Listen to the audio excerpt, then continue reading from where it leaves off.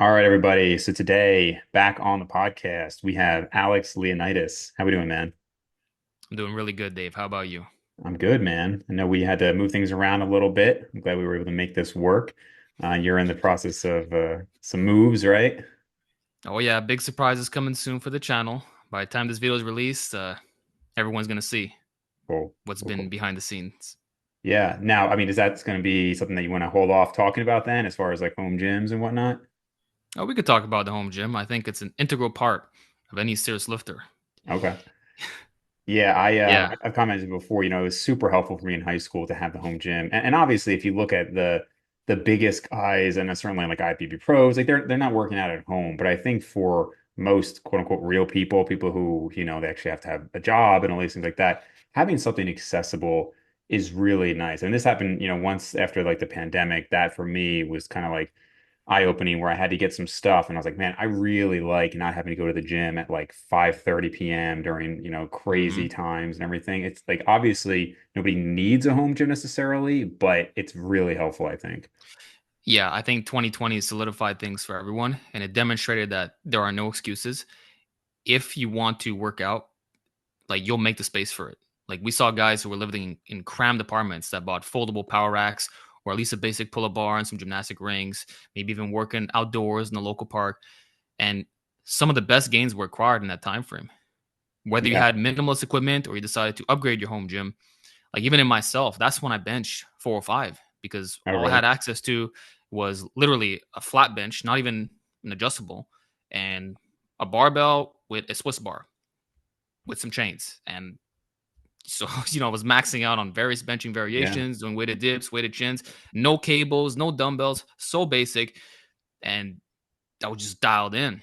But during that time, it's also when the demand went up, started getting hit up with bells of steel and all that. Hmm. And my home gym slowly evolved. And then eventually, I was barely going to the gym and I realized I don't need this. Although from time to time, it's nice to show up there and everything's laid out for you. You have commercial grade equipment. You know, and you have an atmosphere of sorts, especially if you train in a hardcore environment. But at the end of the day, what's most important is saving time and being able to work out whenever you want without restrictions and not waiting after people. And that's Sure. something I absolutely hate in gyms. Uh, because sometimes if you're resting like 3 to 5 minutes between sets, you kind of feel like a douchebag Yeah. if you're just holding the bench and people are looking at you. But that's what you got to do for optimal gains sometimes, if in a strength context anyway. So you end up just being there, and at least at home you can do other stuff. And I mean, it's your space, and you can customize it. I think everybody should have a home gym. Yeah. I think that was one of the things for me. I would have this like I don't not like an anxious person, but I will feel an anxiety about lines, crowds, things where people are taking my stuff. Like even actually like I don't know if you experience this with your diet, but I was just thinking about this recently, like food anxiety. Like if you're really dieted down and you're gonna have, let's say, like a big family meal or something. When I was at my leanest, I noticed like, okay, if this is like a free for all for food, I need to make sure I get mine before like, it's all gone or something. And that's not something I Mm, feel at all when bulked up, but when dieted down, I definitely noticed something like that. I just want like my stuff to be mine and not have to worry about it. And so same thing with the gym. Like if I'm going in there, I mean, I would have times where like I would have my girlfriend in college. She would finish up like maybe 10 minutes before I did, like if we were in a class or something. And we would go to the gym. I was like, okay, get the squat rack, hold the squat rack for me because I don't want to yeah. have to wait 30 minutes if somebody just jumps on there. Which is obviously, you could say is like a jerk move to try to steal the squat rack ahead of time. But yeah, just like you want your equipment, and when you're home, I sometimes do fall in the trap of almost taking too much time. Like it's like, oh well, I don't have True. any rush, so like I have my laptop with me, or whatever. Like you can get distracted if you allow that to happen. But for the most part, it's just kind of like your sanctuary. There's no sort of pressure of like you just have what you want, and not everybody can have like a full gym setup. Obviously, if like you're renting Sure. like a one or two bedroom apartment, you kind of have to have limitations there. But I still think it's nice to have something. Yes, and the idea of hogging gym equipment and feeling bad about it. There's also the opposite end that if someone shows up and they're there for 20, 30 minutes, well, your workout plans are ruined. And now you have a choice. Either you wait after that guy or you work in with him, but chances are not that strong, and you're going to be taking plates on and off constantly, and it's going to be Yeah. annoying. Or you change your workout completely. And oftentimes that is what I find myself doing. Like there's one good bench at my gym with safeties, and I absolutely refuse to go heavy when I don't have spot arms. And I'm not going to ask for a spot because guys tend to pull on the bar, and you just Hmm. can't trust human spotters, right? So it's like, I want that bench. And if I see a guy on it, especially nowadays, this generation, they're always on their phone and they're not resting longer because of motor unit recruitment. They're doing it because they're scrolling Instagram or TikTok, right? Well, if I got to wait after a guy like that, well, I'm just gonna do a floor press or something, or hit the dumbbells or whatever. Yeah. And Yeah. that can suck when you were hyped up, you got to the gym, like you have a vision. Like oftentimes I'm planning my workout as I'm driving to the gym. And then to have it ruined, it's like, oh, this Yeah. Yeah. really sucks. And even if you do get that bench, honestly, like 9 out of 10 times, I'll rest less because I feel bad about it. Right. Right. I will never rest 5 minutes at the gym. I'll do like 3 minutes tops, but even 2 minutes, sometimes my heart is still beating a little bit fast. And in a Yeah. way that's, you get out of the gym quicker. You might be there 45 minutes instead of an hour and a half. But I mean, you're compromising your own gains at that point, Yeah. especially when you Sure. got a freaking camera and tripod in there. It makes it worse because now you got all eyes on you. You're taking extra time and you're constantly changing your angles. It's like there's pressure. And Yeah. so to avoid these things, you often find yourself going to the gym at awkward times, uh, which that might not be everyone's privilege. Like if you're Sure. going during rush hour, that's gonna be a problem. But for me, I'll go at like 10 o'clock at night, Oh, or really? Oh, really wow. early in the morning. Yeah, yeah. Or else it's just I can't deal with it. So I guess at home you don't have any of these problems. It's your terms. Yeah, I've had a number of days where unfortunately I just couldn't sleep and it was like 3:30, 4:30, and it's like, no, I don't want to work out then, but at least I have that option where it's like, hey, I can't sleep, I might as well get my day started. And obviously that's not an option if you just have a commercial gym. You're just kind of like, well, I guess I'll just wait around for 3 hours and then be exhausted by the time that comes. So the flexibility is nice. Yes, flexibility is everything, including on holidays. Yes. Yeah. And you should still be doing that. Like never compromise your schedule because of some random day. In fact, I love going to the gym before like a large Thanksgiving meal Oh yeah. because Every now, oh Thanksgiving, every yeah, Christmas morning, that was like a tradition of mine. I'd get up and I'd do a full workout. And yeah, it's not that because I used to when I was like in high school, I used to think like, oh, I need to work out my whole body so that I'm going to get maximum gains from this like 5, 6,000 calorie day. And that really, I mean, it's not like that one workout is going to matter. I just like to do it now just because I just feel better. I feel like I just got the day started. Now I'm ready to like, pound down a huge like sticky bun meal or something like that. Like I just like the true, day true. starting like that. But even on my vacations, I do that. If I'm on a cruise or whatever, I always work out. I was actually just at a lake house and um it's probably at times excessive, but like I woke up before everybody else. So I ran, I did a workout, and then later we were kind of just chilling. It was kind of not the best weather, so there was a pool. So then I did like another cardio session, just doing like laps and That's cool. everything. Again, I'm not saying like I'm always doing that, but it's just I feel better having done it. Yeah, we can't skip it. It's like even when you're on vacation, you're still working out to a certain extent. Like I've taken some vacations here and there, and in my 10 plus years of training, I have never taken more than 3 weeks off from the gym. I think the max was 2.5 weeks. And that's probably because I was like sick or something. But see, like the gym, people want to relax on the beach. Me, I want to do laps in the freaking ocean. Like Yeah, I'll go that's deep what I in. did too. Yeah, yeah, Yeah. yeah. And people look at you like you're nuts. Like you're like past the limit. And you're just like there for hours sometimes, Yeah. while Yeah, your girl's gonna go tanning or something. right. This trip we just did, it was like half we did 3 or 4 days at a beach house, 3 or 4 days at a lake house, and it just kind of had to work out that way. But in any case, like I'm out in the ocean and I just be like, okay, I'm just not gonna let my feet touch the ground. So I'll just be treading water Yeah. for like 1 or 2 hours. I'll get some laps in. And honestly, it's kind of crazy. So we were just talking about me like dieting down, getting lean. And from January, I was like 212 at my heaviest, and now I'm like 181. And Wow. and obviously, a lot has happened in that time. And so what's crazy though is this has been, I would not say my most successful cut was my 2020 cut, but this has still been a successful one. I barely lost strength. And the difference in hunger, I'm not sure if it's an age thing, but I did not really even notice much hunger until I was like 186. Normally, like it's way before that. Strength loss, again, very, very minimal. And I have been doing more cardio, but I'm talking like 4 sessions a week instead of two. So I'm really surprised because Mhm. the whole plan was when I went on this week vacation. So, all right, I'm just going to eat what I want. Estimated it was going to be about 4,000 a day. Planned ahead of time. I'm probably going to gain maybe 2 pounds of fat and then I'll just level off and I'm done the cut anyway. I'm 181 this morning after 2 days of being back, and I'm not Didn't that do anything. hungry. What's that? Didn't do anything basically. Basically, which is, I mean, again, like people have heard the stories where I've dieted down before a cruise, and I usually don't recommend like a hard diet before something like that because it's just all you can eat food. Yeah, yeah. But I ate what I wanted, and like again, I think hunger. We talked before about the importance of hunger and how much people estimate they eat based on their hunger. But I think that combined with the increased cardio, I mean, I'm not saying I gained no fat, but like, I mean, it seems like less than a pound, which is pretty wild. Hmm. Well, your non-exercise activity thermogenesis is certainly much higher. Sure. Like you're doing double the cardio and you have more energy, so you're just able to eat more food and not feel hungry. Like I went through the same thing during my recent cut. I can't say I was starving compared to last time, where I was Yeah. basically doing no cardio whatsoever. This time I was doing cardio twice a day, and I had energy out the ass because you're nonstop eating, you have more calories, and you actually preserve additional strength. And I think it has to do with work capacity and the fact that you can probably get more carbs in, so you're less depleted overall, even though you're still in a calorie deficit. But the deficit's coming through the fact that you're burning off additional calories, not that you're restricting your food to such an extent that you're not getting adequate nutrition. So I Yeah, think that's what you're experiencing as well.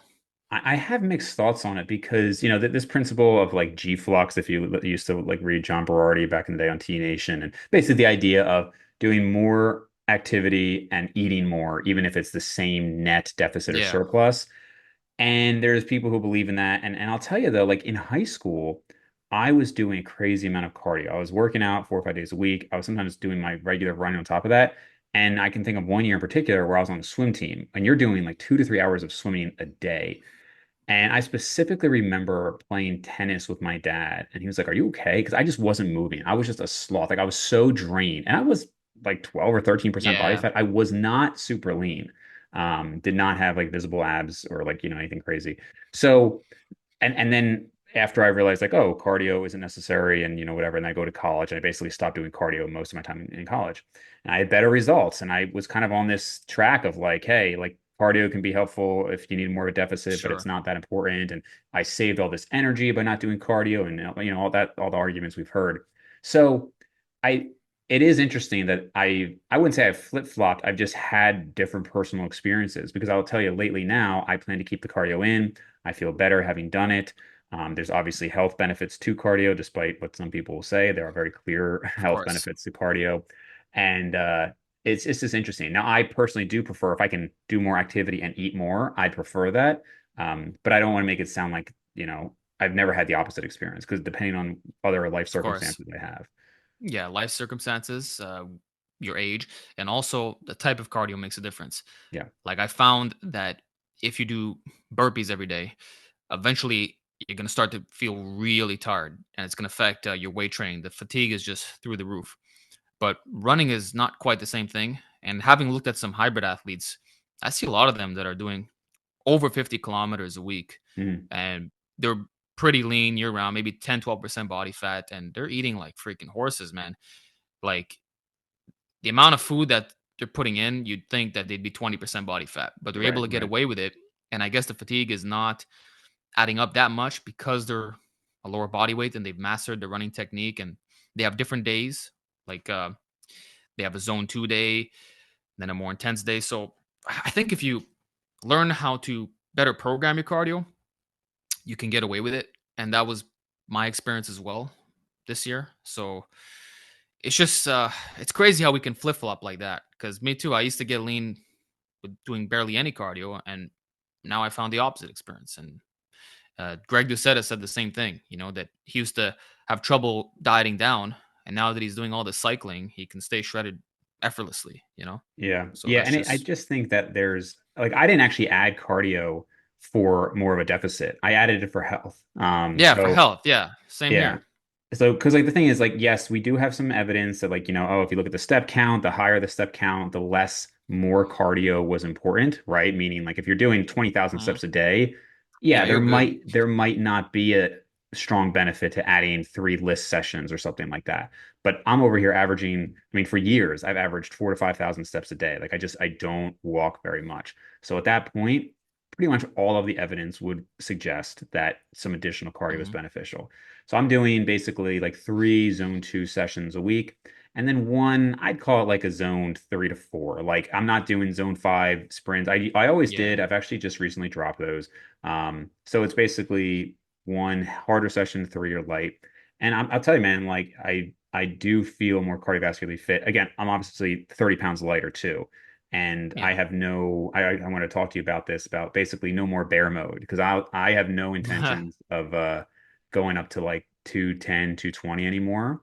I still do think if somebody is new to lifting, there is strong benefits to being in a clear surplus and not doing a dirty bulk, not eating garbage, but having a dedicated surplus for a long Yes. time. I mean, maybe not even doing your first diet for years potentially.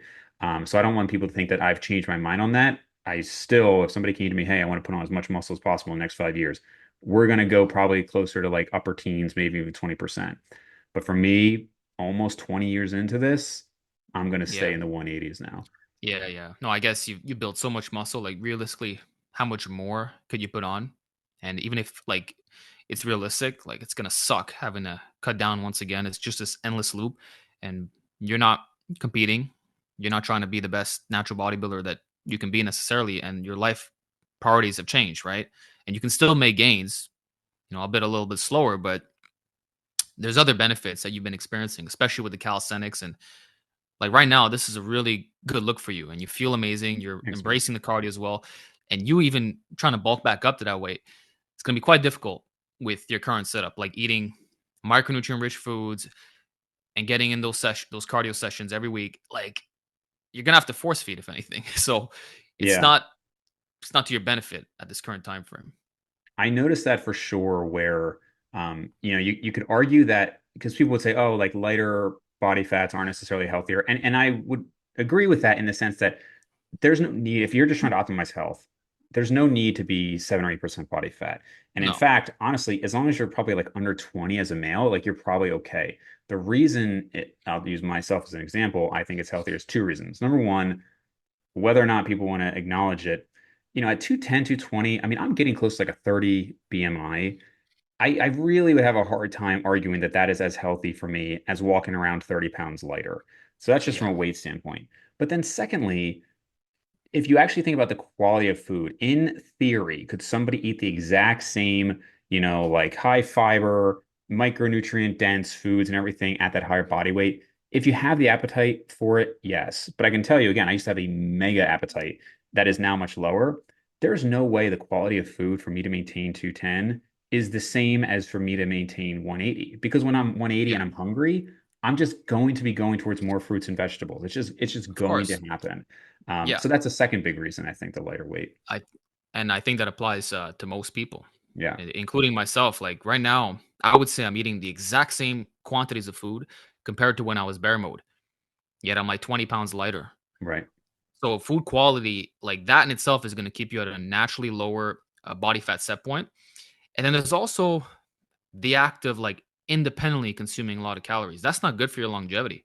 Yeah, Like you're not going to tell me that eating 4,000 calories a day is healthier than say 2,800 calories a day of like micronutrient rich foods. for sure. Uh, like a surplus of calories is still aging you, plain and simple. So Yeah. And there's a lot of data that even shows that a lot of so they'll look at, groups of obese individuals and they'll say, wow, like, the majority of the health benefits came just from losing 10 pounds. And it's like, well, why would that be? It's not that there's this huge difference between, let's say, this individual being 250 and 240. It's that they went from a potential surplus to now a deficit. And the actual act of being in a deficit itself has health benefits. And so ultimately, like if you yeah, are somebody who's just constantly force feeding that food, you're eating more than your body wants, and it's more inflammatory. I mean, this isn't just some absolutely. like woo woo kind of stuff. Like this is studied, and I don't know. There's um, data. yeah. So I'm just saying, like again, I'm not saying don't have your period of gains, but But that's if why somebody, yeah, Sorry. That's why we say bulking is a young man's game. Yeah, that's what I was You gonna know, say. like Yeah. most of us, we went through it in our early 20s, but at some point it's like, okay, is it really worth it? Because I'm going to potentially compromise my health and for what? An extra pound of muscle, if that? Because even when we look at the data, massive surpluses don't appear to be that much more hypertrophic. Now, what people often leave out in that discussion is if you do look at the graphs, you still gain a bit more muscle in Mm, that mega surplus. It's just that when you die down after, that's where you risk losing the additional gains. right. But I would say that if someone never diets down, then technically that would be the most optimal thing you could do. Like Right. full on bloat maxing mode, like we're seeing with guys like Andrew Richards. And but he's going to pay the price for that. He's shortening his lifespan. It's probably the equivalent of taking roids. So if you're natty doing a dirty bulk, like isn't that defeating the purpose of you staying off drugs? Because you're aging yourself. You're increasing all your inflammatory markers, and just the calorie surplus itself that's so massive is not doing anything for you. Like, so I you think got to reevaluate after a certain point. Yeah, I guess at a certain point, I would say I don't want to go too far to the extreme. Like if somebody's listening to this and you're like 22 years old and you're like, hey, I want to gain, Oh, and they're go like, for oh, it. you know what? Like, I don't want to be like on gear and bulk up. Like that's not what I'm saying. I don't think that's what Alex is saying. Like No, no. it's just at a level. Like if somebody's 40 and they're like, hey, you know what? I'm going to bulk up to 30% body fat for max gains. Yeah, I do actually think you're legitimately compromising your health to a significant Yes, extent. But yeah, like 100%. you shouldn't be if you're listening to this and again you're 22. Don't be worried about being like 20% body fat. It's not like this No, no, real thing. no, no, no. I Nothing want to worry about. to push back maybe very slightly on like you were saying like in my case I'm not really necessarily trying to be the best natural bodybuilder. The only thing I would say about that is I have now 3 times since 2017 or so pushed to pretty high levels of weight and body fat for me, like again like 20 plus. And Yeah, unfortunately, it just hasn't really netted anything. I will say this last time I compared to 3 years ago. I might have like an eighth of an inch to a quarter of an inch of my arms, which, if legitimate, is great, right? I mean, I would be ecstatic to have that at this of point. course. I'm just not sure that that really came from being like 210. Like, and again, like this is like where Eric Helms has kind of settled into lately. I don't know how much you're following his journey, but like he's basically saying he doesn't really ever want to be over 200 again. Steve Hall has made amazing progress, and he said that honestly, like Yep. bulking up past 200 was really problematic and tough for him. And he's somebody who doesn't have a huge appetite. So for him, he said that was actually harder than getting contest lean, which is kind of hard to Wow. imagine. But yeah, but that's what he said at least. So there are a lot of these guys. I do not agree with Greg Doucette on the whole like main gaining for optimal progress. But I do think at an advanced level, you just kind of settle into this like, hey, you know what? 10 to 20 pounds over whatever your ideal leanness is about as much as you're going to go. Yeah, that's basically what we see with a lot of natural bodybuilders. They stay within 15 pounds of stage weight, and you do feel good at that particular body fat. It's more so, I think it's actually the aggressive calorie deficit and dieting for too long that makes you feel like garbage. But if you start right before that point, then it actually is sustainable. And I can even admit that. Like Mhm. during this recent cut, I felt good up until the last 2 weeks or so. But even a month or two out, when I was 10% body fat, max 11%, or even 9%, let me just say that the edge of being shredded, no problems whatsoever. But then you take that extra step and, oh, you don't feel that good. And what I would say is that if you're just in a maintenance calorie phase, but you're like 10%, like you'll probably be fine. But the only issue with that is you need to be very disciplined. So that's the trade off you pay. Are you willing to calculate all your food and be on top of your game as if you're trying to compete, but you're not going to be super shredded? If the answer is yes, then go for it. And I think that's what we're seeing with these elite natural bodybuilders like Eric Helms and Steve Hall. I mean, they live for this, right? And they're going to do whatever it takes. And ultimately, that is more worth it than them bulking up to 20, 30% body fat. Like, that's actually more painful. Yeah. And I don't think they're exaggerating when they say that. So at some point, you just get fed up. It's like, I'd rather have a bit more discipline towards the leaner side than having the force feed and for what? An extra pound of muscle that I may or may not keep. And Right. maybe it's not even guaranteed in general, you know? Well, you talked about in some of your videos, like the really dramatic strength loss you saw at the end. When Oh when did you yeah. start seeing that? Like below 8% or so, you feel like? Um, below 12%, I would say. Oh, And it really? depends on it really depends on the exercise. Like for Yeah, example, weighted calisthenics didn't really drop that much. sure. Like I was able to do a 5 plate dip for 2 reps, and my work sets was with 4 plates. And like the my one arm chin ups were perfect. I was doing 4 plate pull ups with every grip. Wow. Uh, what always takes a hit for me is my squat and bench press. Sure. Deadlift, I probably could have pulled mid fives easy. That's the lift that goes down the least. So let's say Yeah. from 600 down to 545, it's F all. The squat, I'll always lose like 100 pounds off it. Wow. The bench, again, it went from 315 for 10 to 315 for 1, and it was an all-out grinder. That's So that too is crazy. on Instagram. Wow. So for me, the bench is the biggest lift that goes down. It happens every single time, but I would say it only occurs when I go below 12% body fat. Like, so most of the cut is fine. When I was 165, 170, that's great. Even 160, that's kind of the cutoff point. But what I could say is also, because if you look at my stats from the past, uh, I was actually benching the same weight at the same body weight, right? The difference is I wasn't shredded at that body weight. So you would Yeah. think that my pound for pound strength got worse, but in fact, it's better. So you need to look at it not just what you weigh, but also the body fat mix into that. Because in 2018, I did a 315 bench at 160, but I But was not like nearly as 12% body lean. fat, Right. significantly fatter, Yeah. considering. Which is so crazy because that is what I notice as well. That like, of course, muscle mass is what's actually moving the weight, but you do see that sometimes. Like I mean, obviously everybody's individual strength can vary, so it's hard to compare. But I'll tell you, like me at 200, I mean, I was as strong or stronger than guys who were diced at 200, and I was not diced. Like this weight itself really is a significant factor, even Mhm. if body fat is quite different. Yes. And again, like it's one final card you can pull in terms of like displaying the best numbers. Yeah, I mentioned Andrew Richards before, but I mean naturals can bench over 500 if they're willing to get really freaking fat. And I actually haven't the seen this part of guy. the What's his magic name? is Andrew Andrew Richards? Richards. Is Check he him on out. Yeah, Instagram or YouTube or both? he's on YouTube and Instagram, but Okay. he's actually over at pressing 500 pounds drug No free. way. But he did a giga bulk. Like he went from 200 pounds to like 450 pounds. I'll have to look So him up. Yeah, I don't see him on here. if you get really, really, really fat, your numbers will explode like nothing you've ever tried before. It's basically steroids for natties, Yeah, right. but you're gonna destroy your health in the process. And I think part of the magic is being able to keep some of that strength on the way down, and maybe that's what makes bulking so good. But actually, I wanted to mention regarding my bench press, right? Yeah, 315 for one.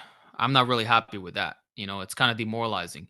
But the fact that I did that single digit body fat, probably Sure. 7% or so, that's what makes it impressive. And what I would Yeah, tell people is if you're 20% body fat doing a 315 bench and then you cut down to 10, 12%, you're probably going to struggle to hit like 250.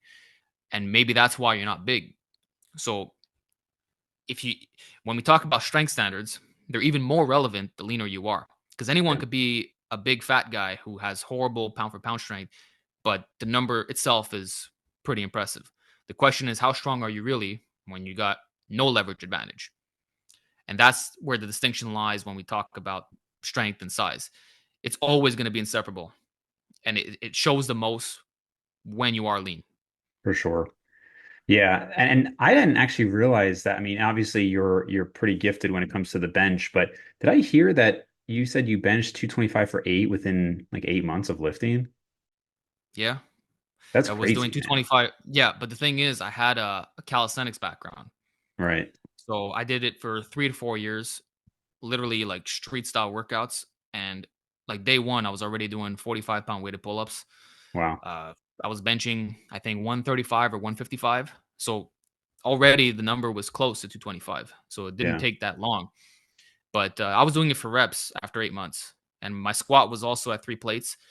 And my deadlift was like 330. That's awesome, man. So my squat was ATG to top it off. So my Yeah. deadlift was horrible by comparison. And I think it took me a year and a half to get like 385. And my squat was like closer to 365. So I always had trouble with hip hinges because I'm bent forward all the way. Yeah. The bench came up real quick. But then once I got to around 265, 275, I plateaued hard.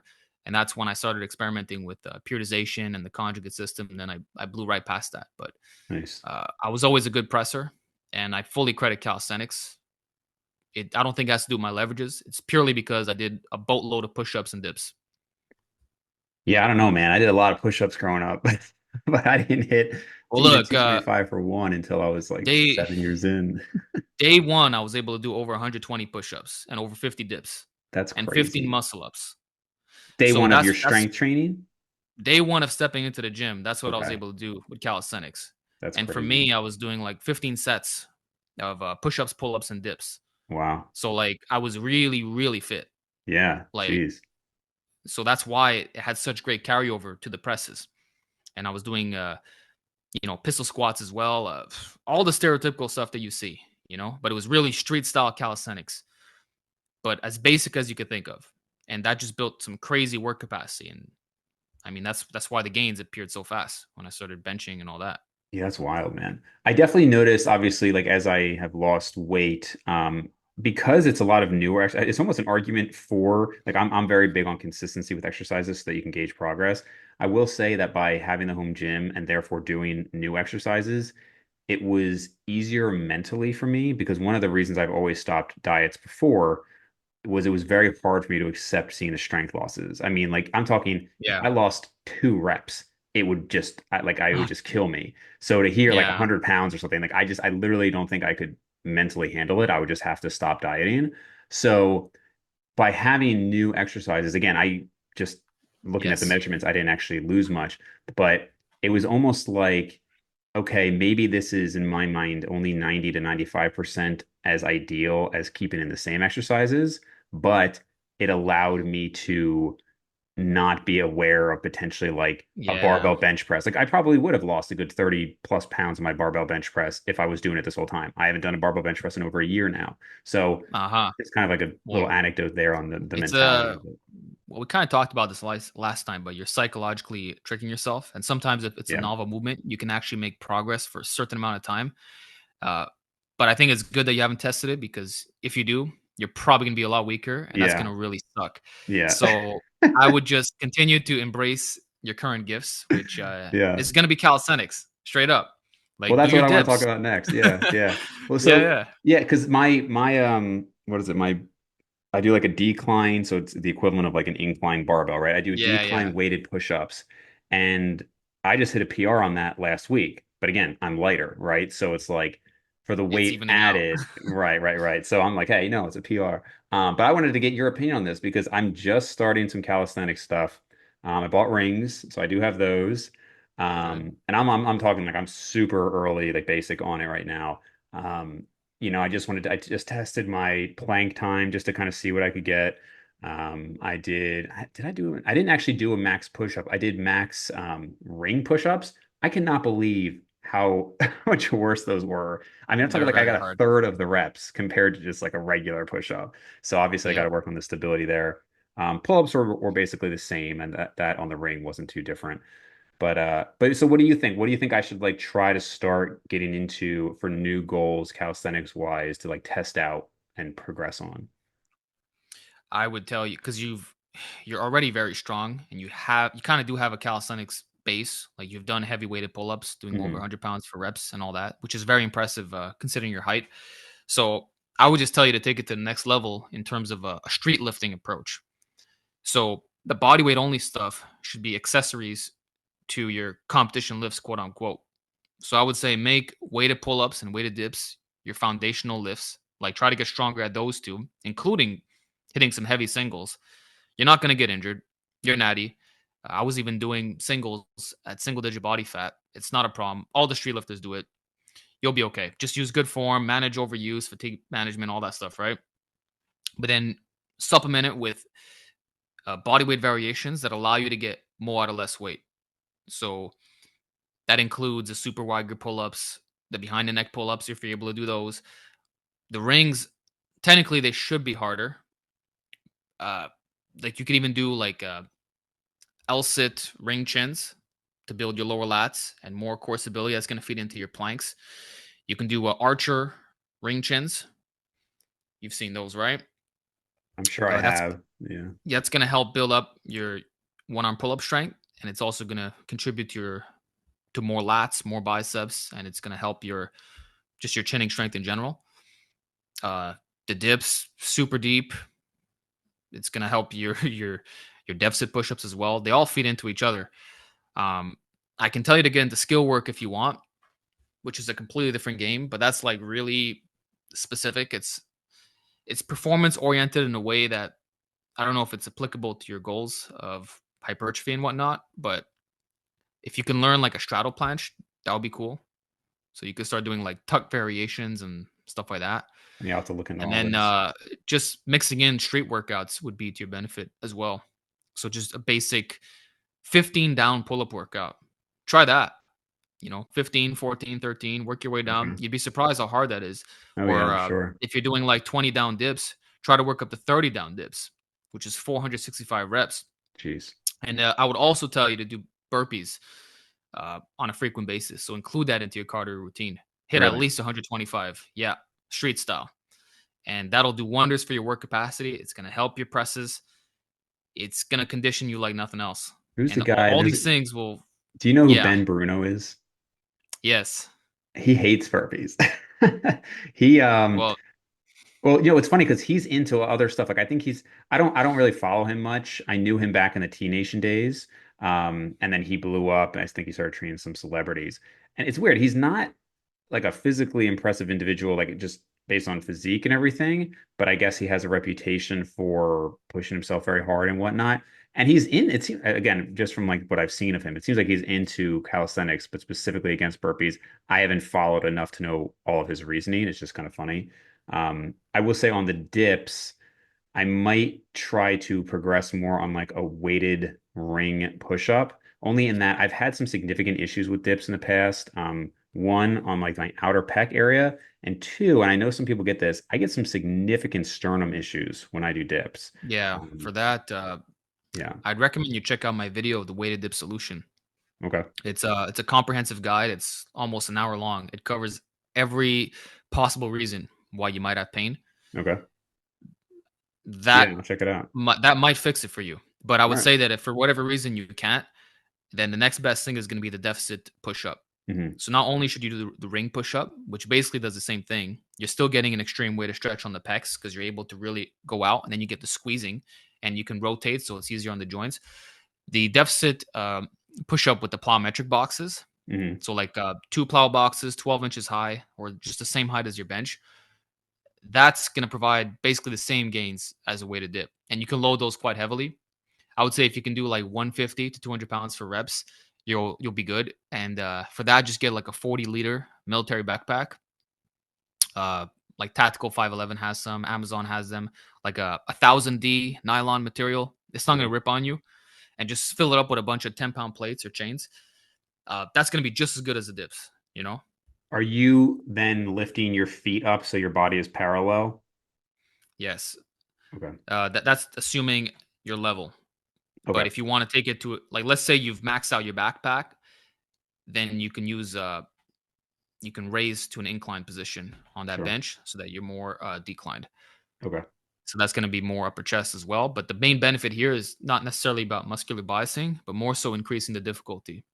And even using like a diamond grip would be to your benefit. So that even like 100 pounds will get the job done. But definitely you want to mix in a stable calisthenics press in addition to the rings. You can't just do the rings because you are limiting force production by a significant extent.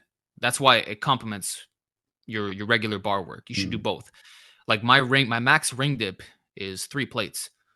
Yet my bar dip is 5.5 plates. Wow. So if I Okay. just did the ring dips like that, I'm leaving some gains on the table. And it's Yeah, it's not a just huge because difference. the Wow. leverages, and it's literally because the stability. It's shutting off your ability to maximally produce force. So What about your ring pull-ups versus a stable pull-up? there, the ring pull up is again a little bit harder, but not by a significant extent. So Okay. my best ring chin is 165 pounds, and my ring pull up, sorry, my regular bar pull up is 185. So there's like a 20-pound difference. Okay. Um, Yeah. I don't know, they're not unstable, but somehow it's a little bit weaker. So Yeah, it's interesting because I was talking to Abel about this, and he was saying how because I forget the name of it, but he has these grips that you just basically put over it, and they allow you to kind of rotate. yeah, And he said that he expected to have a stability issue with it, but he's as strong as anything on those compared to like just being stable. I don't know if you'd have the same experience with the dip. I mean, the dip actually, when I got the rings, they were bigger than I expected and thicker than I expected. yeah, So maybe it's compromising the grip a little bit. I did do three tests where I did like a max dead hang until I basically my grip just slipped. And I did it on like regular pull-up bar kind of thing, on a Smith bar, and then on the rings. And they were not terribly different. Like they were all like 2.5 yeah, to 3 minutes. yeah. I think what might account for the difference in performance with the pulling movements is that with rings, there's a natural incentive not to do a dead hang. So a lot of guys are just hanging them off their pull-up bar, and even if you're taller, like yourself, you might find that your knees like are like touching the floor, or like if Yeah, you keep them yeah, straight, you will be touching, guaranteed. yeah. So what you'll find is people don't have their traps up to their ears, and they might have a slight bend in their arm. So maybe that's why the numbers are like the same in that regard. But if you can somehow get the rings like really high, Hmm, but the strap is still long, then you start to see there is a little bit of a difference. And I think for myself, being shorter, that's probably why there is, you know. interesting. Have you done dead hang time? I've actually never tested that. I usually don't do a lot of hanging motions for Okay. to build grip strength. I found that just doing regular sets and reps has built my grip strength enough, And I do Yeah. also do a lot of fat grip pull-ups as well, which are Yeah, awesome. I don't think so. Because I was telling Abel and Brian that I had gotten that 2.5 to 3, and they were saying that was good. And apparently somebody said over 2 minutes is elite. And I'm like, I don't think so, because I don't have like an unusually strong grip. I mean, it's fine. And two, like I'm sure, like if I would guess, maybe you can test it after the podcast, but I would guess that you've got to be, I don't know, 3, 4 minutes. So Oh yeah, easy. easy, yeah. So I would anybody Yeah, who's yeah. listening, if you've done it, comment down below what your time would be because I think mine is probably pretty average, I would guess, among lifters. I'm not too sure about that, but Yeah. I think I did test my hang years ago, like in 2021, and I believe it was like 3.5 minutes or something. Okay. Yeah. And with one arm, I could do over a minute. So I Wow. don't know how Nice. that translates, but Yeah, I still haven't there you go. gotten I haven't tried in a long time, but the one arm pull up. Now that I'm gonna be kind of like living lighter, maybe I'll start You dedicating get, some time to it. I still think you can get it. I know you think it's difficult because of the stats and all that, but I Yeah. do believe in you because you haven't gone full in on calisthenics like you are No, I about to do haven't. now. I So haven't. this is So your opportunity to get it. yeah, if I get a bicep tear though, I'm gonna be calling you, man. Again, I don't think you're gonna tear a bicep. I, Okay. I really I think it's very hard to do so as an addy. It could happen, but it's like you're training, you're gonna see signs. You're gonna see like the overuse building up. And if you continue to push through that, then it's on you. But like Yeah, just yeah. these random tears, you don't see it. The people who often do heavy singles, triples, and stuff like that, that they gradually work this in over many years. And I've been telling people now. So I started the conjugate system in the summer of 2014. Well, we're 2024. Yeah. It's 10 fucking years that I'm maxing out almost every week. You're I've still doing never, that. I'm still doing it, bro. Wow. I've never torn anything. I've never injured myself doing a heavy single, going heavy. Never. And it's like I'm still waiting. I did double max effort on 1,800 calories on weighted calisthenics, weighted dips, weighted pull ups. So I'm maxing out 4 times a week. There's still no injuries. Where the hell are they? I'm telling you, bro. It's all these Reuters that are confusing people, especially with calisthenics. It's not Yeah. gonna happen. How old are you, Alex? That's a secret. Okay, let's say late 20s. So maybe we'll talk in 10 years and then maybe we'll see if anything's Well, I'm changed. still gonna be doing it, just like Matt Wenning, Yeah, and he's been one of my mentors when talking about this. Like higher exercise selection reduces overuse injuries. It's that simple. sure, And I sure. really do believe that's the reason why I'm not snapped up. If I would have followed like a high specificity system where I'm only doing a couple lifts here and there, then it would have been game over by now. Yeah, and I And definitely see it Matt's the more only in one. like you see it in preacher curls and mixed grip deadlifts. Those are definitely like the two you see the torn Yeah, biceps yeah. the most. I'm sure I could just YouTube torn bicep pull-ups and I'd find something, but for There's sure it's well, not there's something that you uh hear much. there's one variation that might do it, and it's actually the wide grip chin up, and it happened to Matthew's lat. But again, you need to be. He was doing over 225 for reps on this, Wow. Jeez. and he's also a he's the best in the world, right? So there's there's some risk factors there, right? Sure, sure. But the wide grip chin is probably the only risky movement I could think of, and the reason has to do with the moment arm at the elbow, which Menno Henselman's talked about. So like, there's this misconception that like wide grip is less biceps, but it's not true because there's a resultant force. There's like an inwards, so your arms are out here, and there's like an inwards pressure. It's kind of like Hmm. straightening your arms on an iron cross or something. You're resisting this way. So if you're also doing that with a supinated grip and you're going wide, it puts immense pressure on the tendon. Yeah, That yeah. that actually could be dangerous, but it's also going to build your biceps like crazy. Yeah, yeah. And So I'm saying this as someone who doesn't believe in minimalism. so what are you doing now? You did a recent cut, got got shredded. So what are you doing now? Now I'm actually bulking back up, but Okay. completely appetite based. Like I'm not Hmm. tracking anything. Oh, I'm just okay. eating as much as I want of whole plant foods, doing it healthfully, still getting some basic cardio in, but mostly just brisk walking, nothing serious. And I'm actually maintaining a healthy body fat and a good body weight. I can probably get shredded in 2 months tops. So I'm like So you're like mid ones. 172 right. Okay. All right. Yeah, I was gonna say maybe like 170. Yeah. Yeah, so I'm a good 15 pounds lighter than I would normally be if I was like eating unhealthfully. So that's awesome. My pound for pound strength is really good. I think I could bench 390 right now. And I basically want to hit 405, a lighter body weight, and Wow. then possibly go beyond. And if that requires that I bulk up to the 180s again, so be it. But I think there's a lot of untapped potential. And having spent the last 2 years doing bodybuilding training for the most part, I've gained some muscle, and that'll be to my benefit in terms of displaying higher numbers. And I've already done that with the calisthenics, but now I want to show like how can I do this on big presses and other stuff like that. Like I want to max out my dumbbells. Like imagine if I could do the 120s on the shoulder press. That would be awesome. You That'd be know? crazy. Be like Greg O'Gallagher over here. Yeah, Like but maybe Gregor hit Gallagher full does half range. reps. That's Yeah. that's the problem. Yeah, he I does. respect him. He's very strong, but and he's still like he'll do these posts and he's like, look, I am hitting full range, but it's I like you're know. still not, bro. I don't I get it. know. It is you it know? is funny. I mean, because again, I mean, I've complimented his strength many times. He's very strong, but it is funny when he's like, "See, guys, full range of motion," and I'm like, "Bro, like, I always think about it like this: if you were holding a barbell, would this touch your chest?" Exactly. And it's like, there's no way. You're like barely at 90 degrees. You're probably, if this was a barbell, you'd easily be 6 inches off your chest. Again, strong as hell. But Yeah. how are you going to call this full range of motion? And he'll be like, oh, look at the big people who do it. They're not doing full range of motion either. I'm not saying you're Yeah, not going to yeah. gain muscle. I'm not going to say any of that. But if we're talking legitimate full range of motion, this is not that. No. And it makes it even worse because when you're pressing those heavy dumbbells, they're so massive that it might appear that it's closer to the shoulder, Yeah. but the arm bend is getting proportionally higher and higher.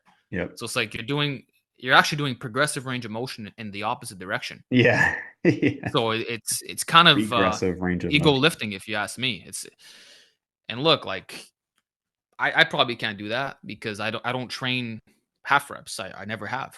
But I don't think he could do full range with like 20 pounds less, or Probably maybe not. it'd be the same.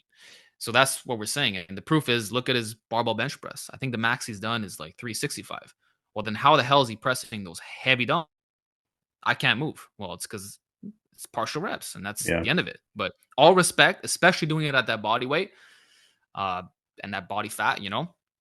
Yeah, I think But you guys are real, probably a similar weight. He's like low 170s, and he's, I don't know, 5'10" maybe. So like obviously proportionally you've got a yeah, lot, it lot more would even muscle. out. So that's why like can't talk shit, you know.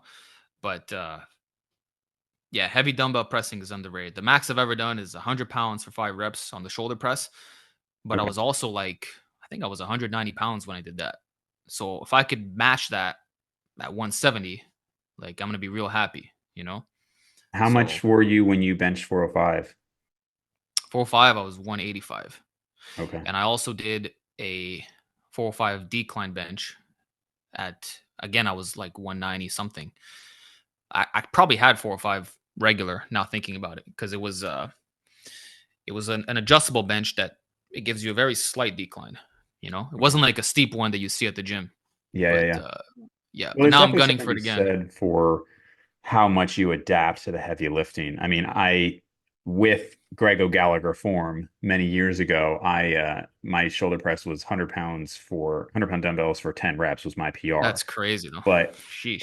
well, thank you. But again, just full Yeah, transparency, these, if people are watching the video, I was probably about here. So yeah, that bar, if it was a barbell, it would be going through my ears, not down that's to my right. clavicle. Um, Yeah, Years later, I was like, all right, let me see full range of motion. And now at this point, I was not lifting heavy much at all. So I have a video where I get the hundreds on my lap and I kick them up, and I'm just like, nope. And I yeah, just put them down. Now, at that time, when I was doing 10 and I was used to lifting that really heavy weight, I don't know what my full range of motion would have been. Maybe it would have been half, like 4 or 5. I don't know. But having not done the full range of motion and then not going heavy, I'm just not used to it anymore. Like even if like arm measurements are the same and all that stuff, like you just get true. used to lifting that heavy weight, and so it's very different now for me. Yeah, yeah. There's a skill component and there's a grindability factor as well in those Yes. deeper joint angles. You get Yeah. better at what you specialize in. It's that simple. And again, that's why it goes the other way as well. Like I can't do. There's no way I can do what Greg does with those half reps because I never train half reps. It's that Yeah. simple. But on the full end, that's my specialty. It's like, okay, people who do powerlifting, right? The geared world, they can lock out heavy ass weights that some of the best raw benchers in the world can't even do for like a 1 rep max, you know? Uh, like what I'm saying is their triceps are a lot stronger, Yeah. Yeah. but their pecs and shoulders are not. So it's like, Well, even more so for different sports. I mean, you hear about some of these MMA guys. I don't know if you follow anything with it, but like Khabib Nurmagomedov was like one of the greatest grapplers of all time in the UFC, and he would just say he was just so absurdly strong. But I doubt if he went into the gym, he'd be lifting even no, no. as much as us, right? But He's like probably an intermediate lifter. Yeah. yeah, yeah. But and same thing, they had a Tom Aspinall, one of the top heavyweight guys right now, go in the gym with Eddie, with Eddie Hearn. Eddie is Eddie Hearn? No, Eddie. Who's the huge power lifter? Eddie Hall. Excuse me. Oh, yeah, Um, yeah. and and Tom was strong, but for a guy who's 265, I mean, none of us would be impressed by what he's lifting. But obviously, it's a just total different skill component where he would ragdoll you in a sort of like grappling just from the strength, obviously the skill too, but the strength in Sure, those sure. specific positions is amazing. Yeah, it's also isometric strength. That could be like, for example, I've been training with this chest expander for the last 2 years, Oh yeah. but it's oddly specific. It's straight arm strength and isometrics at the same time. I think someone who is just generally strong would not be able to budge what I do for even 1 rep. It's the same thing when we talk about skill work in calisthenics. If you don't do straight arm training, you'll never be able to do it. Like you'd have to be so strong at bent arm stuff that it just overcompensates for everything. But it's Mhm. like very inefficient, and there's just some joint angles that you have to like really get dialed in on. And a lot of those athletic endeavors, like you mentioned, it's gonna be that, and anything where it's like an extreme, like either straight arms or like anything that's shortened with isometrics, there is like a specificity component that can't be overlooked. And For again, we sure. see that with calisthenics and geared powerlifting. So I want to jump in a little bit to the diet that you were talking about. I know that's allowed you to maintain being leaner. Remind me now, I know you're doing a vegan diet, right? Yes, How long have you been doing that? It's going to be 10 months as of next Oh, week. wow. Okay. Now, are you doing 100%. anything like blood work wise to track things, just going by feel? I haven't done shit, man. Okay. The only thing I've checked is my blood pressure, Okay. and that appears to be 100 over 60. Okay. So, which is awesome because I Yeah. always had trouble with blood pressure. I Oh, think really? yeah, I was always on the higher side, and to me, high like 120 over 80 is high by my standards. Yeah. I'm not gonna accept that. Uh, 110 over 70 is considered optimal, but I managed to get even below that. And I think Yeah. the reason is because I cut out all salt. And the Interesting. reason why I did that is because of a video by Dr. Furman. He was saying that, so most people they'll suggest 1,500 milligrams of sodium per day. Well, if you really look at the data, it's actually 1,000 milligrams to get a further reduction in blood pressure.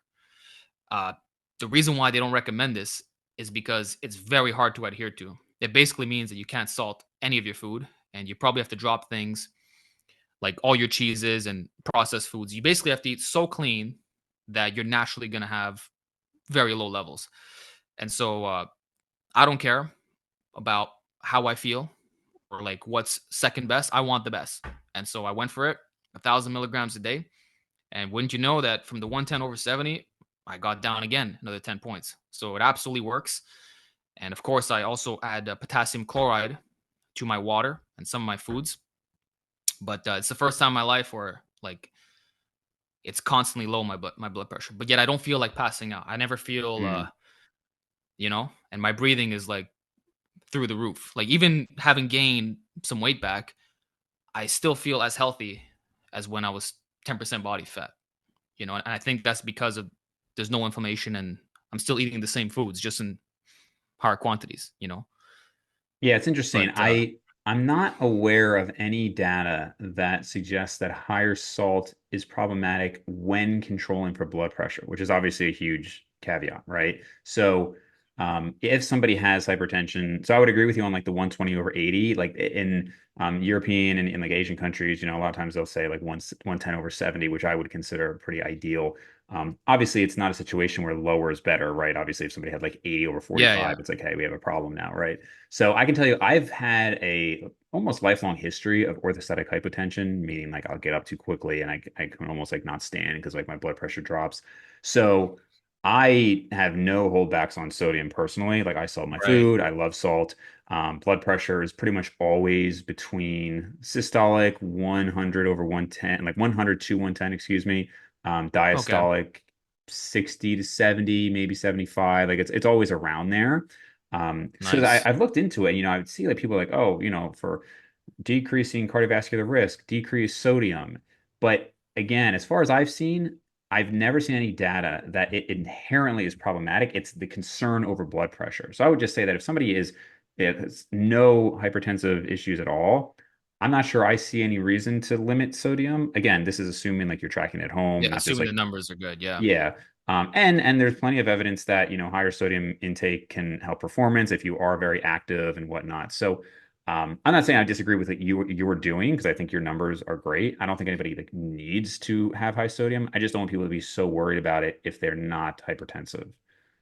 If they're not hypertensive, sure.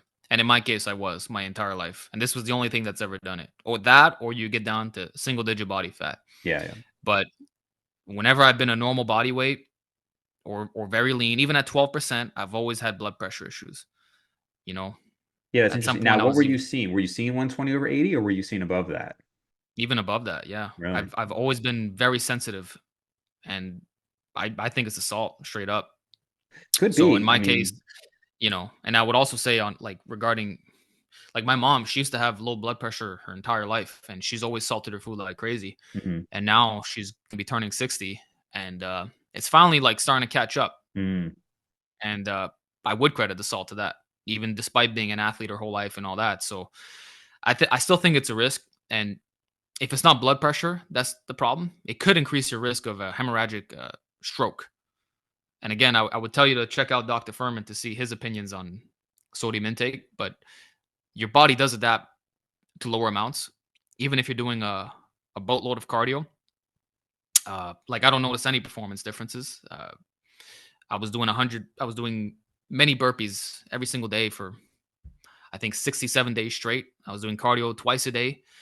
Right now, I did a 315 for 8 bench. Like my numbers are climbing up. Like it's the same shit. Yeah, I think Low you're going to sodium. adapt to it from like a performance Even standpoint. your taste buds adapt to it. So that surprised me. But I think if hey, you who were to knows? get into high level endurance athlete, like endurance activity, obviously electrolytes become more of a factor. If you're about to go run like, for 3 hours or something crazy like that, I think you do have Yeah, to be aware. And that would go for even macronutrients as well, right? Like if you're going to go do a 45-minute workout, I mean, sure, you can get into like the science behind it, but it probably doesn't matter too much, what you eat directly pre-workout. But the reality is like most true athletes would not consider what most of us do like true athletics, right? I yeah, mean, you're right about that. so it is a different thing. But no, I think your Well, they performance even numbers have are going to be zones for fine. that. When Say you again? compete, I think that when you compete in like a marathon or something, there's actual stations where you have to Sure. rehydrate for your electrolytes, and I think they bring packets on them. So I Yeah. can Well, I see just that had the merit for that because you can literally pass out, yeah, like especially if you're outside and there's the hot sun and definitely. But I don't think that again it doesn't apply to us fake yeah, athletes. yeah, yeah. Pete Rubish was on the podcast not too long ago talking about doing ultra marathons. I mean, these guys are insane, man. 100, Yeah, I yeah. just can't even imagine doing that much, but not for me. No, no. I respect it though. Yeah, Like I find when I do 50 kilometers a week, I find it's a lot. And these guys are doing well above that, double even. it's And it's crazy. I just you're spending a lot of time Yeah. doing Yeah, well this that's the stuff. thing. The time standpoint alone, it's just like I mean, I like one of my employees is she's training for a marathon. It might even be a half marathon. And she'll be like, "Oh yeah, I ran 11 miles this morning before, getting to work at like 6:30." I mean, like, dude, like good for That's over you. an hour right But there. it's right. Well, that's the thing. And she's doing this like 5 days a week. I'm like, man, that's a lot of time. Again, I But appreciate like it. I respect it, but not something I that's want why to do much. lifting is so efficient, right? You can go in like 3, 4 days a week, an hour and a half tops per workout. You're not even spending 10 hours a week working out. And then if you Yeah. just supplement that with a little bit of walking on the side, you can even do it with a standing desk, like it's automatic. Yep. And you're covering all your health markers. So I mean, I Yeah, I'm not respect anyone familiar. who's doing that. I'm not familiar with the doctor you mentioned, but feel free to send over some stuff. I'll be happy to watch it. Yeah, Dr. Furman. He's Ferment. not Okay. afraid to give an extreme position. He Okay. just, yeah, he he's definitely my favorite. The so both hypertension is more common as well as hyperlipidemia is more common just with age in general. I don't know how much that plays into your mom versus like the actual sodium intake, but you said you haven't done any lipid panels since going vegan either, right? I haven't done a lipid panel in 10 years, man. Man, I'd be so curious. And the reason why I haven't been concerned is because I've taken care of myself. I've never used any drugs. I've never smoked anything. I'm a real health nut, which Yeah. again sounds contradictory because I don't do blood work, but I'm not worried about anything. I know that I'm healthy. And now that I see this Yeah. perfect blood pressure, I'm like, hell yeah. And I think in your but I case, my numbers checked. I should. well, but again, I don't think you're wrong. Like, at your mysterious age of likely upper 20s, if you've been lifting and doing exercise and like, I mean, you're obviously lean, unless you have like familial hypercholesterolemia or something like that, which you would likely know from like your parents and whatnot, unless you had some sort of issue, it's very unlikely that you're going to have a problem. Maybe it'll be worth it to do like a single lipid panel. But again, you got it tested 10 years ago. So you would have known if you had this familial issue already, right? I was Yeah. speaking with a cardiologist who works with kids. And I mean, they were looking at LDLs in the 400s and above on children, right? Like that's something you're going Yeah, to yeah. know. Um, Yeah. so really, again, as a fellow health nut, I just really like to analyze the data. I like to be able to see different trends and everything. Actually, I'm probably going to make a video. Sure, I just sure. found out this ubiquinol, like a CoQ10 basically product, I think might be bunk. I Mhm. don't know if you saw my story on that, but I think I'm going to make a whole video on it. And I know that through blood work, right? So same thing, like I take vitamin D, I take fish oil. These are things I can Yeah, kind of, yeah. in a sense, test the quality in blood work. But I really don't think that it's something like people, if you're natural, maybe once a Most year, of these worries go maybe out the window, man. most of what? Most of the worries go out the window. It's Yeah, always the that's the guys who are on thing. roids that are getting tested every 3 to 6 months. Right. To me, that's the biggest sign that you're on shit, that you're Yeah. worrying so much about your blood work. Yeah. Yeah. I've seen a lot of natties who've gone 5, 10 years without doing it, including in their 50s, which is crazy as hell. But my uncle, he went vegetarian in his 20s. Now I believe he's 63. He got his blood work done last year for the first time in decades. Wow. And he's also been vegan over the last 10 plus years. And guess what? Everything was perfect. And I think Yeah. his LDL was like 50. Right. So basically heart attack proof. My girlfriend's been doing the plant based as well, although like Adventist pescatarian style. Okay. And her LDL is 60 right now, same blood pressure as me. She used to have gut issues. That's been resolved. So it's really cool seeing the numbers, I'm curious what mine are as well. But I would imagine it would be something in that optimal range. I don't think I'm deficient in anything. And what I'd be mostly concerned about is the cholesterol actually. Like I'm curious, like how low could it be not consuming any very little saturated fat and obviously zero dietary cholesterol? Like what could it be? So Yeah. that I would get it tested just for that. And the testosterone thing, I'm not worried about that either. Yeah, I think if you take care of yourself, you're unlikely to need TRT at a young age. It's probably an older Yeah. man's game, you know? Yeah, I think so too. I think it's unfortunate that so many men have, I mean, I've had my testosterone checked recently, and I was actually going to make a post on like, physique with low testosterone because mine was in like the 400s. And so, like, I Okay. know somebody like Lane Norton's like, he'll be like, oh, mine's 1,000. And this is because I eat well and I sleep well. And it's like, or because your genetics also influence that a lot. Now, obviously, sleep and diet Sure. are significant factors, of course. But my point is, like, I've seen guys who are extremely jacked have levels in the 300s and 400s. And I've seen the opposite. I've seen guys on TRT where the levels are 1,000. And for other genetic factors, maybe work ethic, they don't even look like they lift. So it is a Yeah. factor. James Krieger had analysis. This was years ago now. And they found that for every 100 nanograms per deciliter, you're looking at maybe half a kilogram. So maybe like 1 pound of muscle. So that would be for like a given individual. If your natural levels were, let's say, 350 versus 850, you're maybe talking 5 or 6 pounds of muscle. That's notable for sure, but that's Sure. not the difference of like a lifting career of muscle, No, no. So That's like, I mean, if I could relate that to myself, it's the equivalent of my 2019 physique versus now. Well, I yeah. was still I still had a successful career. I was still very strong.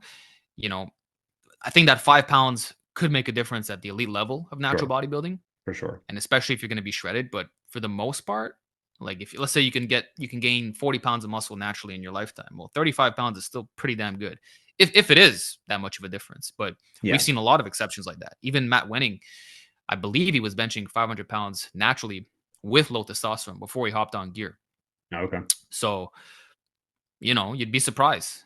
And sometimes it's better not to know what your number is because then you get it checked and I'm it's worried like you about just it. found Yeah. out you're in the 400s, but look at all the gains you made. So imagine if you would have noceboed yourself early Right, on, right. Yeah. Well, right? even honestly, I had my levels checked when I was 20 or 21, and I was in the 400s then too, like almost Really, eh? identical. Yeah, Oh which wow. surprised me. And I just kind of was like, oh, well, I wish it was higher. Whatever. Yeah.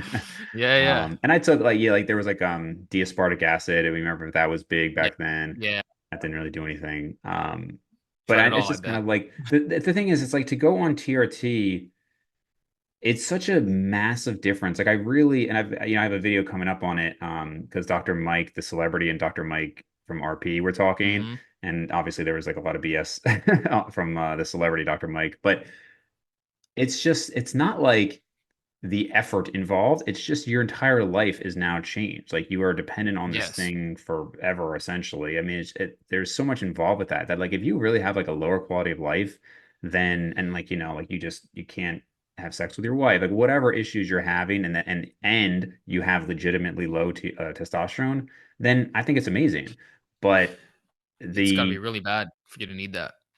Right. And just like the swath of people who have jumped on in the last few years who are asking me about it and everything, and they're like 25, and I'm like, dude, like just live for a while first. Like it's just such a, I don't know, like a cesspool on the fitness scene in the last few years regarding it. Yeah, I mean, it's just crazy because in the past there were a lot of guys who were in their 50s and 60s who probably did have lower T and they still didn't complain, you know. Yeah. And if you were to approach them today, hey, you want to get on TRT, they'd be like, no, I don't want to hop on that shit. And it's like they probably would feel a little bit better. And maybe they are qualified now, but they still don't want to Yeah, because you adapt and it is what it is. And it's like even when naturals get shredded and you know that your T levels have dropped, you feel it.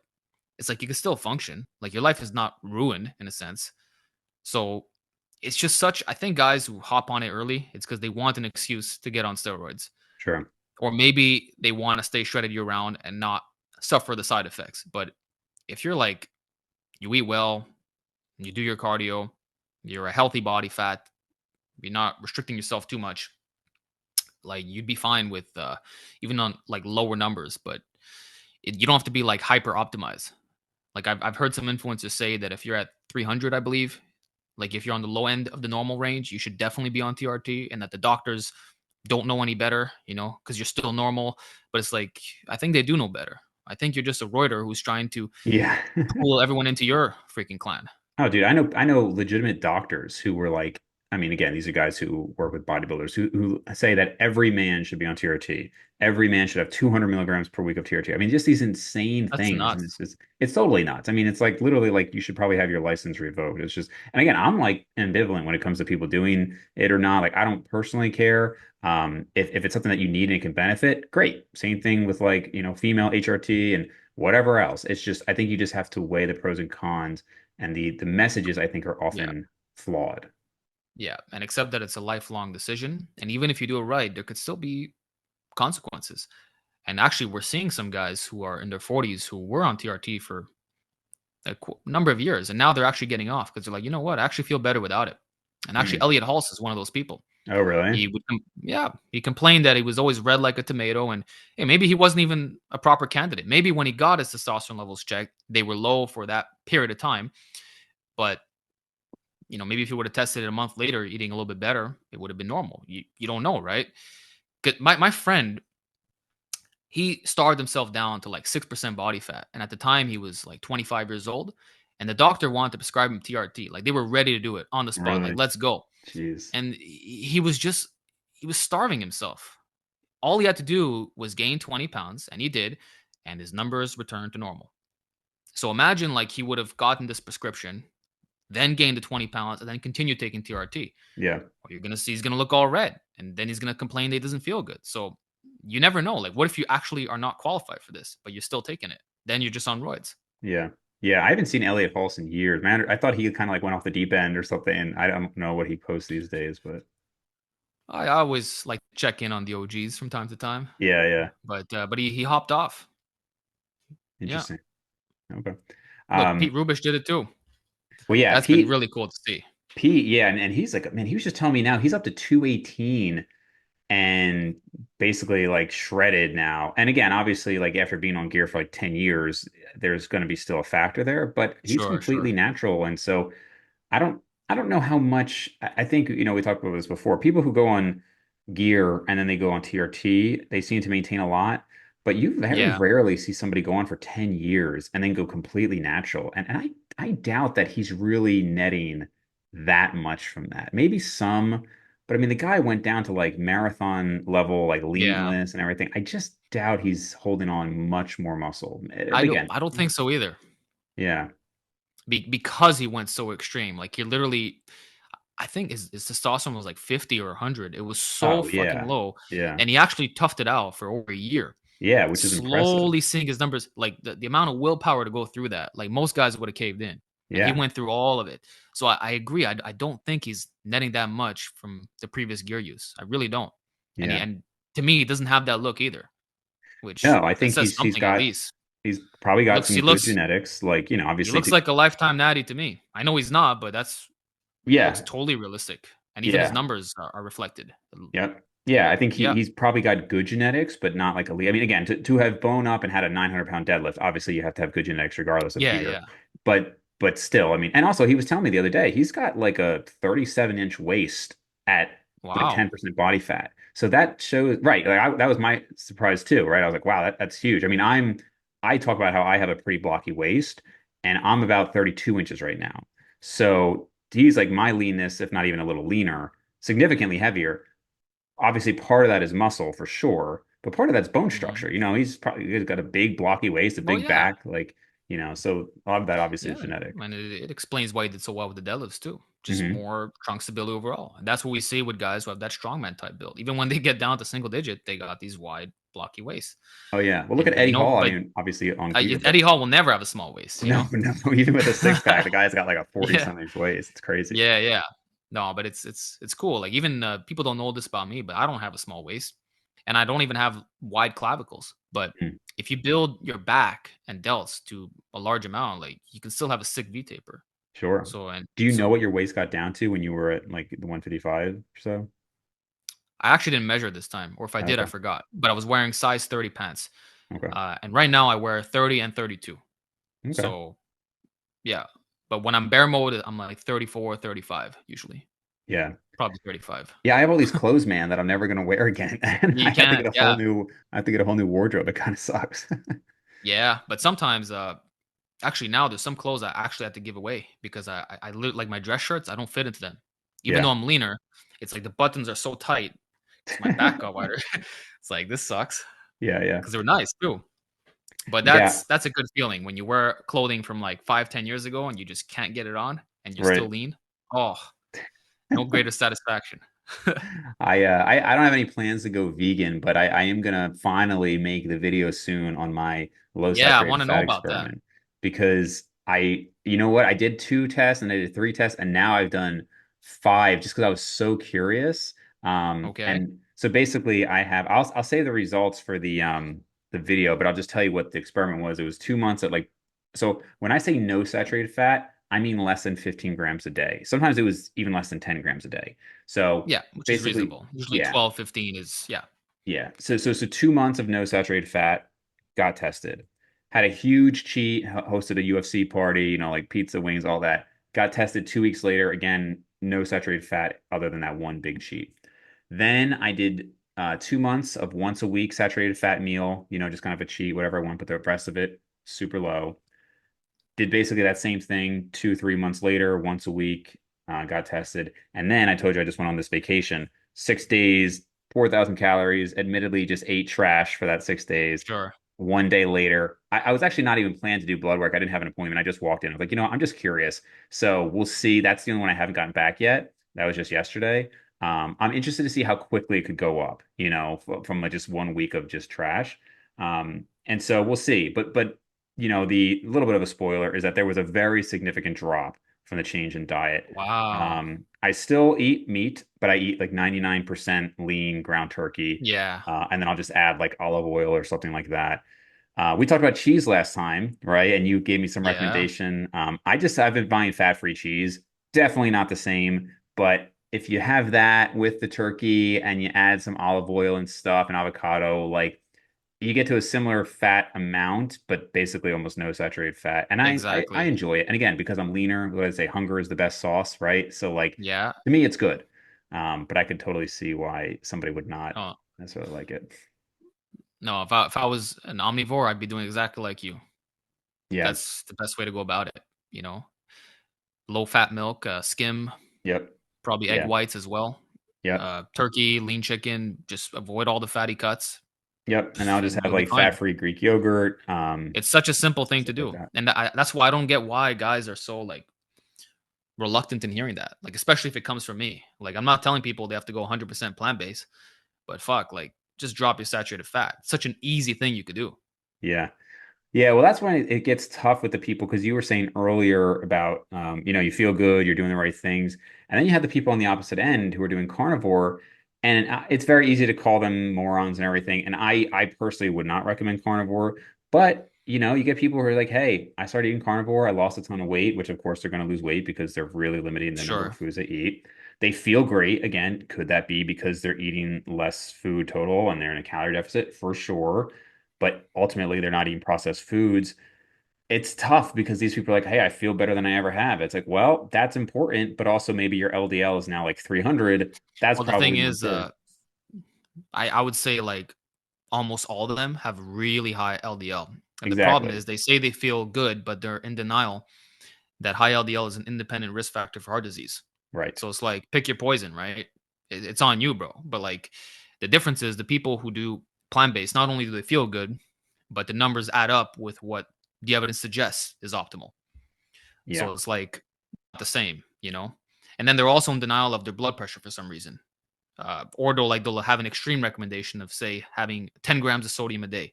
Yeah, I've I've heard guys seen like stuff Stan like Efferding that. say that. Yeah, yeah, And yeah. these I've seen guys things are, these guys are red like a tomato. like that. They have LDL through the roof, and they're like, "Oh, I feel good," and then all they have to show is their big numbers in the gym. Yeah. But every other nutritional expert in the world disagrees with their position. So it's like that's why I can't take that group seriously.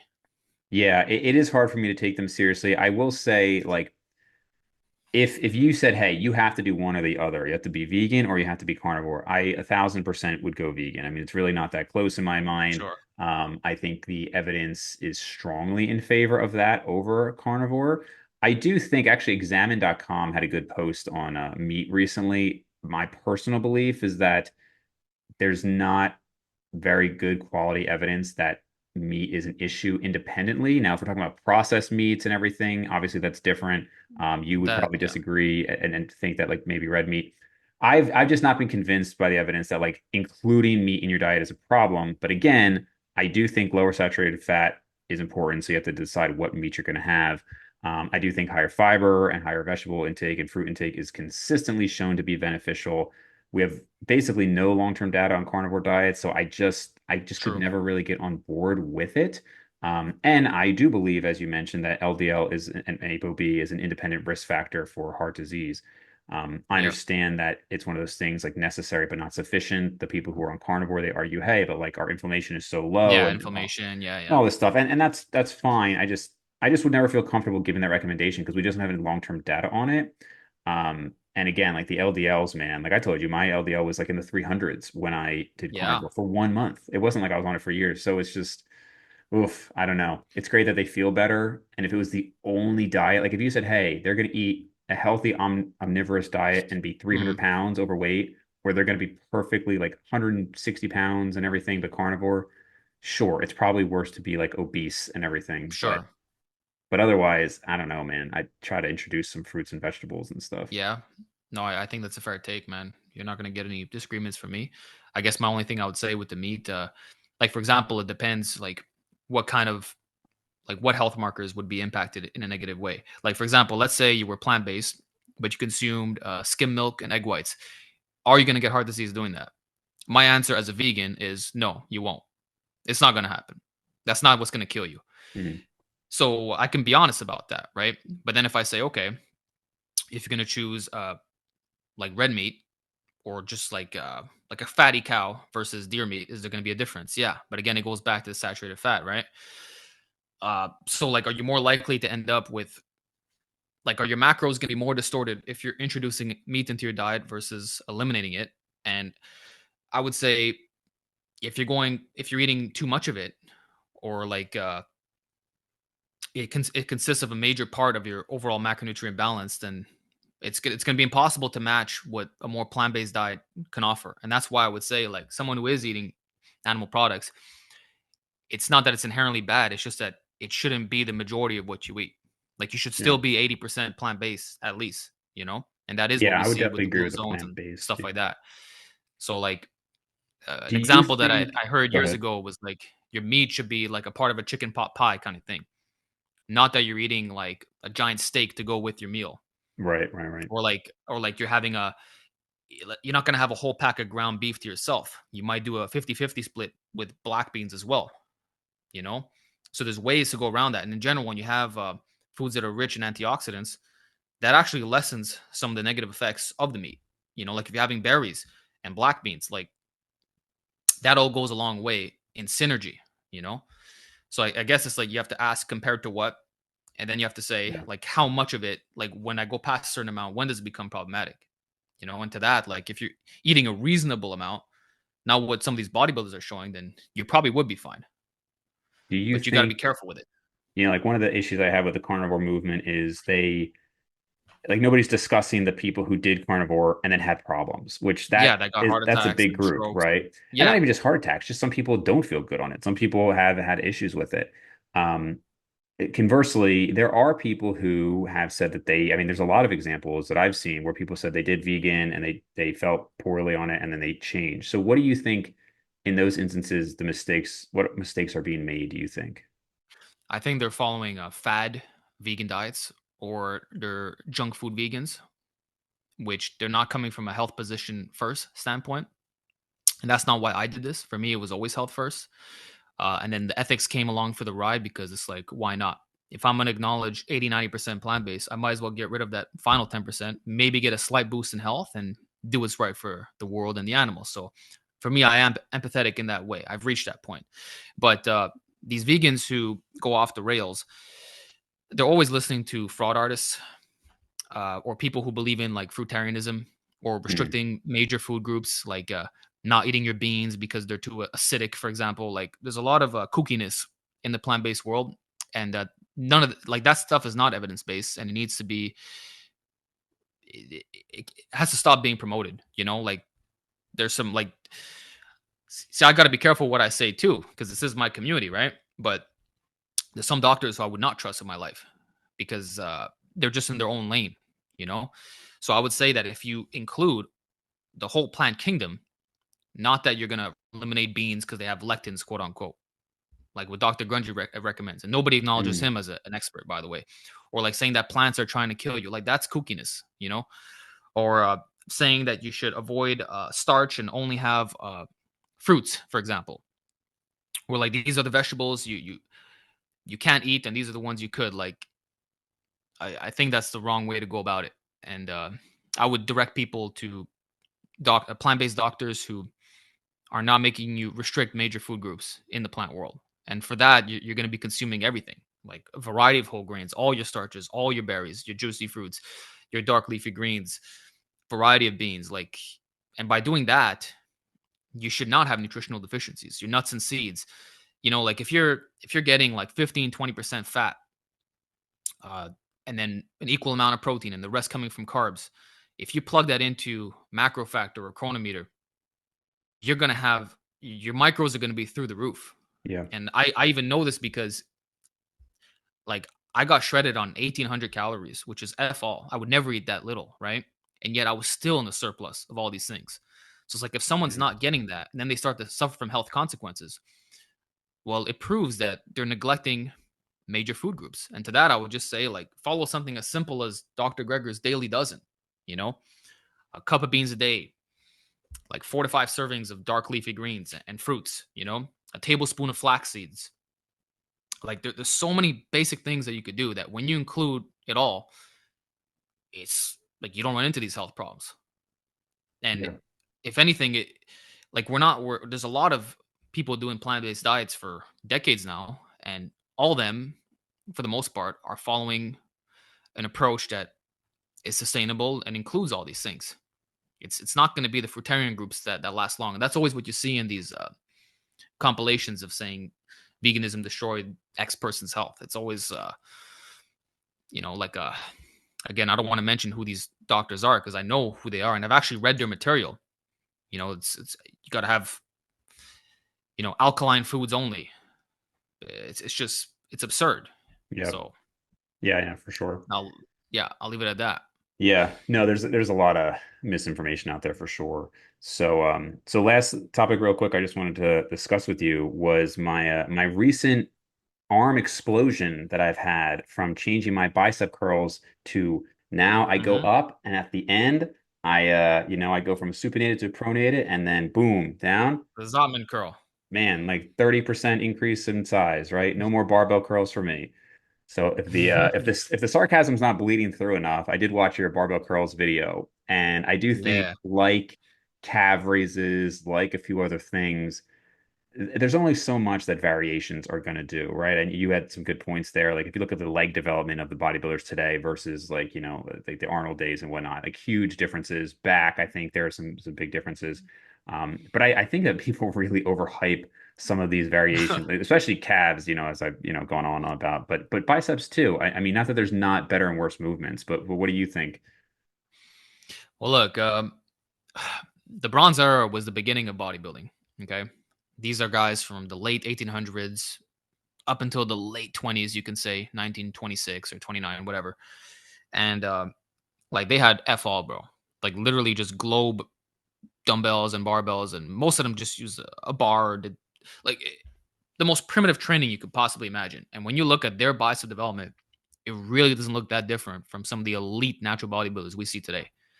And the reason is quite simple. The bicep is not a complicated muscle. It's probably the simplest muscle to train in the gym.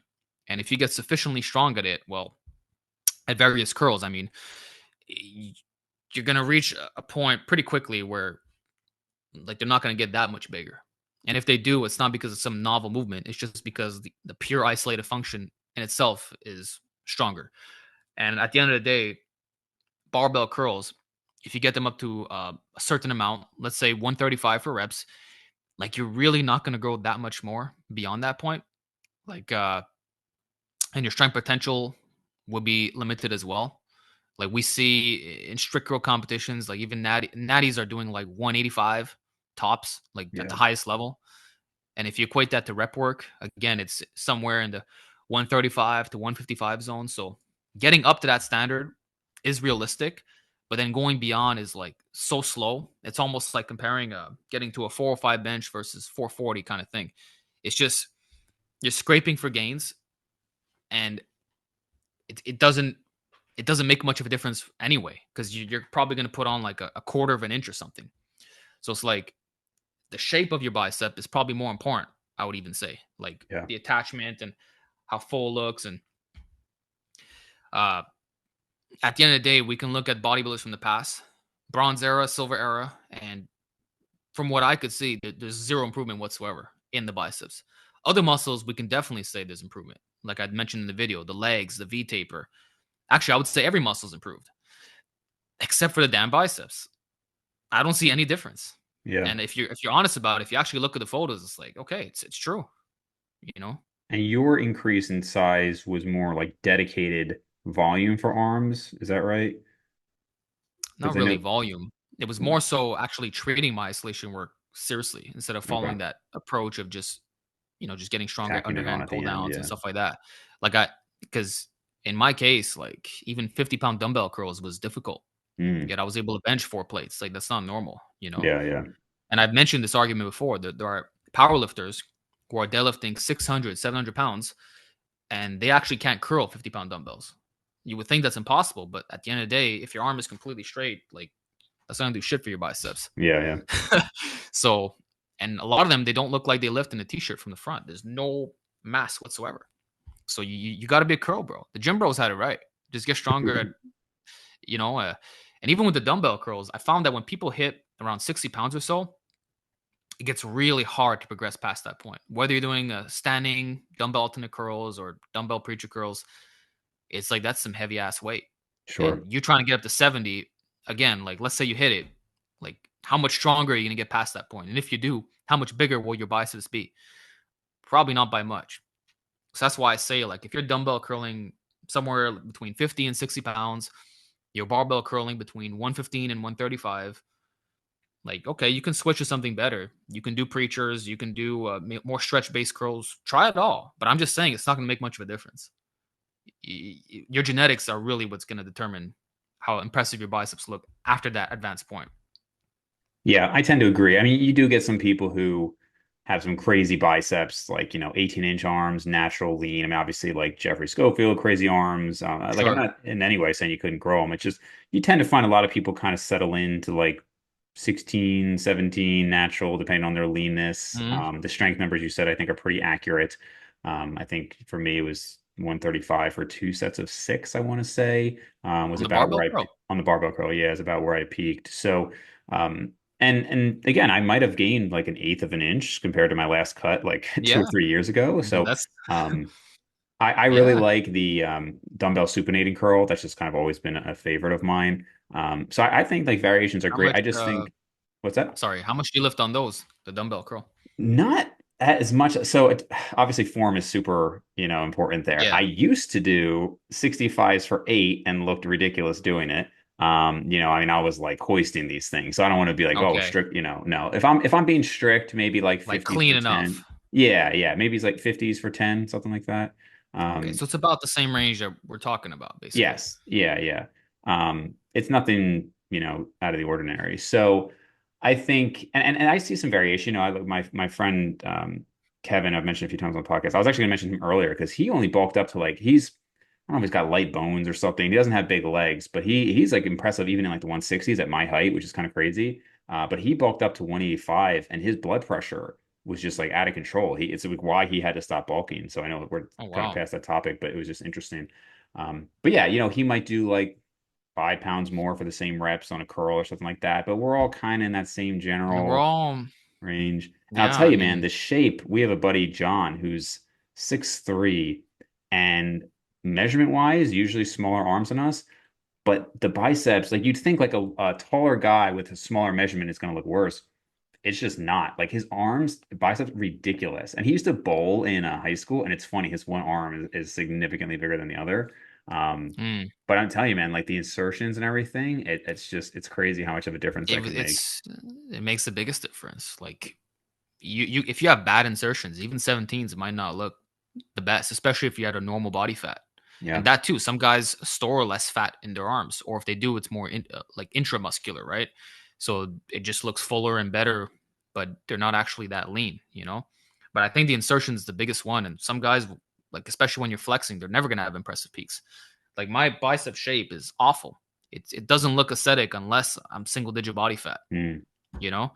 So it's like, what do you want me to do about that? I can get my biceps as strong as I want, and I can gain that quarter of an inch, which is what I did on my last book. But that's all it is. And then you even have to ask, like, is it even coming from the biceps, or is it also the Right. bis and the tris, or is it Yeah, only the sure. triceps? You know, Right. so it's like we make these F all improvements, which is like 5 pounds added to a dumbbell curl, or a couple reps here and there, and then like your more stable barbell stuff or whatever optimal variation you could think of. It's slightly stronger, and then like your bicep doesn't look that much different. So Yeah, there's a I there's think an people will old realize that with video. time. There's an old video by 3DMJ. I mean, this has got to be like a decade old. And it's Eric Helms and maybe one of their competitors. I'm not sure. And they're basically they're standing from the front versus standing from the side.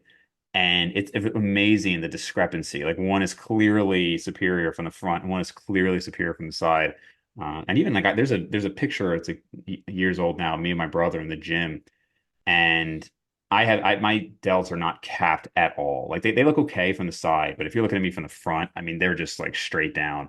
And Yeah. I mean I've overhead pressed 225, and so my brother, he's standing there and he's got these like great cap delts. I don't know if my brother's ever overhead pressed more than 135. I mean it just like the strength difference is not even close. But he just had these capped out. Same thing my buddy Kevin I just mentioned hasn't, because of shoulder injuries from baseball. He hasn't trained his shoulders directly in over a decade. I mean, he basically never has. Hmm. Strong presser for horizontal pressing, really impressive cap delts. So a lot of it just does come down to, and I hope some people aren't listening to us right now and thinking like it's just demoralizing, like you can't do anything. Like that's not at all, I think, what either of us are saying. But just when you're talking about like the nitty-gritty details and everything of like shapes and stuff like that, a Yeah, lot of yeah, that just comes down to like your natural genetics, obviously. yeah. That at the end of the day, we can't disregard genetics. Like we can uplift you, say, okay, you can overcome your aesthetic curses in certain respects. Like I mentioned before, I don't have wide clavicles and my waist is not small, but I got my lats so big that it doesn't even matter. So we can do stuff like that. But it's all things being equal. If you can take a guy who has like the same stats as me, but he has a 28-inch waist, well, shit, his V tables are going to look better from all angles. And it is what Yeah. it is. So that's why you can only be the best version of yourself, know what your limitations are in regards to your shape, and then like accept like are there certain things you could do to make your physique pop out that much more? For some, it might have to be getting down to a very low body fat to make your arms have more shape or your delts actually look capped. You know, you some people are lucky; they have veins all over the place and they're 20% body fat. Personally, I don't even have veins at 15% body fat. I'm just not a vascular guy. Same. So you too. What do you want to do? You want to be smaller, at a more shredded body fat, or do you want more mass and it just looks good when you're not flexing, but there's not as much, graininess or whatever. So Yeah, you see some guys with the vascularity. I mean, especially like some of these big guys, like they'll have these super veiny forearms and calves, and they're like 20% body fat. I And it's just know. like, what is happening right now? It's Yeah. crazy. No, for me, it's only my forearms retain their vascularity. But I would say the moment I go above 15%, like you can't even see a bicep vein. Yeah. It's just there's none at all. Yeah, You it's know, I interesting. might have a little delt vein here and there, but Well, I think that's you've done why. a very good job though of, because like if you look at when you started and like Alpha Destiny and all that stuff, like I think it would be easy for you to say like, like maybe you disadvantage certain things, the biceps, right? Or like just whatever it is. You said you don't have a super tiny waist. And I think you have taken that pretty far. I mean, very far, really, compared to where you started. And I think because you're so blunt about these things, it gives people that kind of motivation. Because I think sometimes when people are so, I was just talking about this with a friend regarding business, where it's like if somebody's so far ahead of you, it's almost not relatable, right? And so Mm, if you look at somebody, it's like, man, this person was born with like a 27-inch waist and great yeah, insertion. It's like it's cool, but like it's just not attainable. And I think for you, it's like you're really impressive, but people can, I mean, you're literally your whole journey has been on YouTube. So people have been that's able to right. see, like, oh, look at where this guy started. And maybe it's, whatever the deficit they have is. And they can look at that and say, wow, look at this. And like most, let's say, starting lifters would look at you and say, holy crap, like that's attainable. And I think that is a big reason for the relatability of your channel. Yeah. Thank you for that, Dave. It's uh it's funny when people who aren't familiar with my original videos, like they think I just started making videos recently. They'll come in and say, "Oh, you have a really really good arm genetics." Yeah, yeah, Wow, you're not arm dominant. Sorry, you are arm dominant, right? I'll get these compliments about certain aspects of my physique that used to be horrendous, And it's like then you'll see a reply, "Actually, have you seen what this guy used to look like?" And then they look back and they're like, "Holy shit." So it's like I got my 17-inch arms at 5'5". That was very hard for me to do. I was plateaued at 16 inches for years. I've had my plateaus, and it's been a very slow process of gaining these extra pounds of muscle.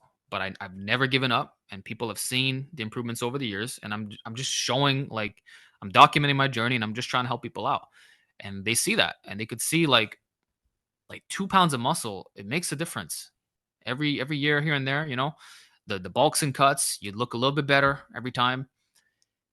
It is relatable because I didn't start off elite. I guess maybe the only thing that could be unrelatable is that I had fast progress early on, like in the novice stage, that I got yeah, my bench up real quick. But again, I did calisthenics for all those years, so I haven't had it easy. I grinded my ass off from day one, and I don't quit. And people see that.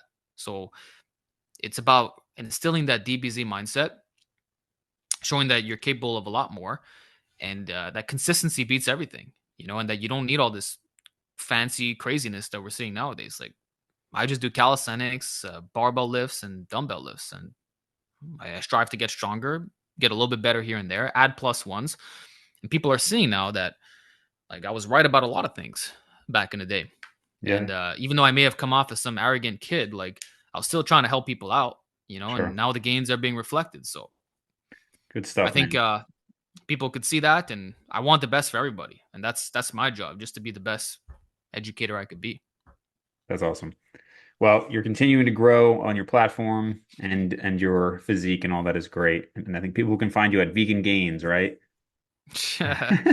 Yeah, you wanted me to talk about veganism, so let's go. And that too, I don't say no to any interview. Like I'll talk with anybody, man. Like Yeah, yeah, it's yeah. it's about getting your message out there, and if people want to have a polite conversation with you, go for it. Don't be afraid. So where can people actually find you? Yeah, they can find me on the Alex Leonidas YouTube page, my website, which is the same name, and Instagram, which is Alex Leonidas Official. And I used to be known as Alpha Destiny for people who are now aware. Yeah. Awesome, man. Thanks for taking the time. Thank you for having me on, Dave. It's always a pleasure.